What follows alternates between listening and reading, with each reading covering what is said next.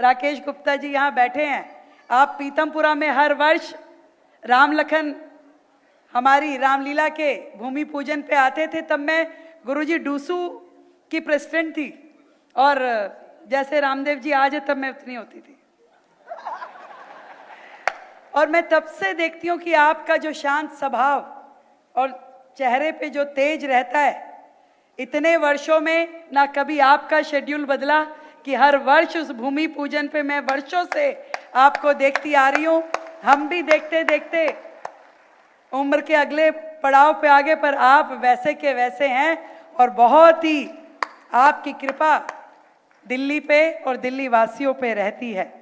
मैं सम्मान करना चाहूंगी परम आदरणीय स्वामी चिंतानंद स्वामी जी महाराज का, जिन्होंने अभी बहुत सुंदर कार्यक्रम यमुना आरती का किया, और मेरा जब वहां जाना हुआ तो मैं सच में अभिभूत हो गई कि आपका वो मिशन जो आप देश में यमुना जी को लेके कर रहे हैं बहुत ही सराहनीय है। प्रणाम करना चाहूंगी श्रद्धेय विजय कौशल जी महाराज को। आपका भी हमेशा आशीर्वाद हम सबको हमेशा मिला है। सुदर्शन चैनल के हमारे भाई सुरेश चौहान जी, आपको भी प्रणाम, और आदरणीय बापू जी महाराज, आपको भी शत शत प्रणाम करते हुए गुरुदेव गोविंद देव जी को कैसे मैं भूल सकती हूँ। ऐसी परम विभूतियां दिल्ली में आज इस भारत मंडपम का मंडप को सुशोभित कर रही हैं, ये मेरे लिए बहुत बहुत सम्मान का विषय है। दिल्ली जो देश की राजधानी है, हमारे विधानसभा के अध्यक्ष आदरणीय विजेंद्र गुप्ता जी और अन्य सभी सम्मानित हस्तियां यहाँ बैठी है। दिन बहुत ही सुंदर है। गुरुजी जन्मदिन का अवसर पर मैं कोई उपहार तो लाई नहीं,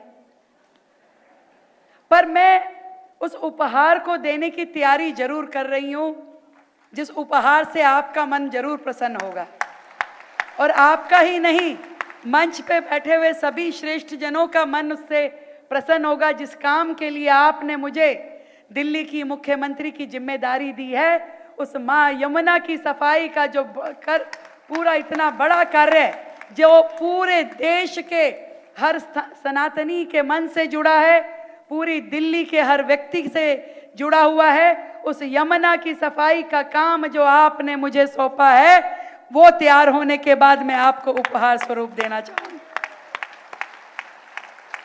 जो विषय आपके मन के नजदीक है, गोवंश की रक्षा दिल्ली में हो, वो सड़कों पे यहां वहां घूमने के लिए मजबूर ना हो। जिस दिन वो काम पूरा होगा तो मैं मानूंगी कि मैंने आपके जन्मदिन का उपहार दिया।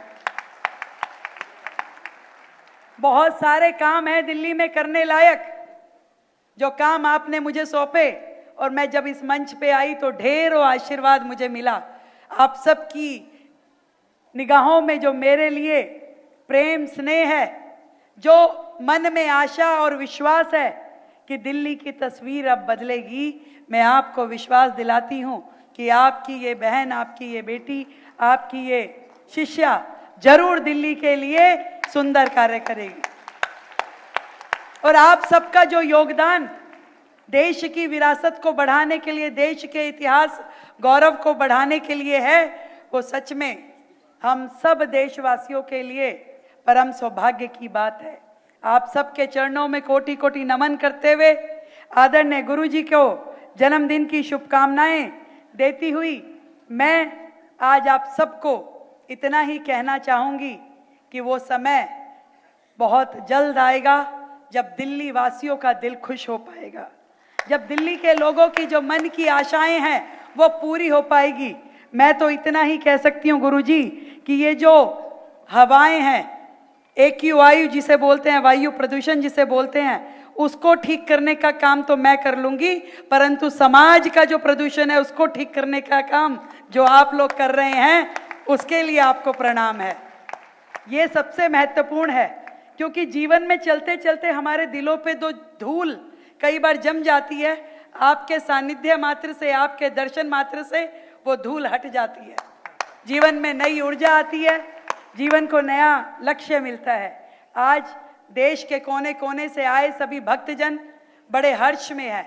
आपका जन्मोत्सव हम सब के लिए खुशी का अवसर है, और सच में इस हॉल से जब हम निकले तो अपने लिए हम सब लोग गुरुजी को यही उपहार दे करके जाएं कि अपने लिए एक काम देश के नाम तय करके जाएं। तो इससे बढ़िया, इससे सुंदर उपहार गुरुजी के लिए कुछ हो नहीं सकता।